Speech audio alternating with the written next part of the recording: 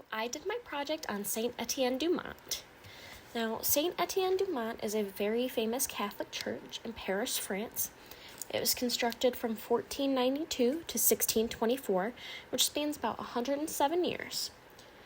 And now there's no specific architect listed, but according to the church's official website, there is a list of craftsmen who worked on it over the years, but it does not have a one main creator listed. Now, here is the floor plan. It shows you all the columns, where the pulpit is, where everything kind of splits, the front door, the narthex, the transept, etc. So, history of the structure. The original church was built under King Clovis during the Middle Ages. And so, during this time, the church was turned into an important royal abbey by both him and his wife. It was patroned by Saint Genevieve, who was very important to the people at the time. During the 13th century, the abbey did become too small for all of its patrons because it was so popular, so an additional part of the abbey was built under the patronage of Saint Stephen. The church was rebuilt from 1492 to 1624 and is now known as Saint Etienne, or Saint Stephen. Now, the French Revolution had gone on during part of this time, so part of the abbey church was ruined. Walls had fallen down, things had been blown to bits, so part of the buildings were redone and turned into a school, and then eventually that was gone and the abbey church was demolished. For the function of the structure, obviously, it is a functioning Catholic church. People still go to masses there every single day. They have multiple masses a day, I believe. It is an abbey, which is a home for the priests and nuns who live and work there. And it's also a place of pilgrimage for people who, worship St. Stephen and St. Genevieve, as when part of the building was destroyed in the French Revolution, the relics from St. Genevieve ended up being moved into St. Etienne. So people like to go there to worship and pray. Like I said, it also used to be a functioning school, and it is famous burial grounds as well, where King Clovis and both his wife are buried there.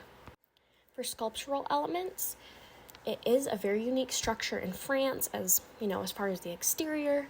It was a transition period architecturally, so it does have a mix of Gothic and Romanesque architecture.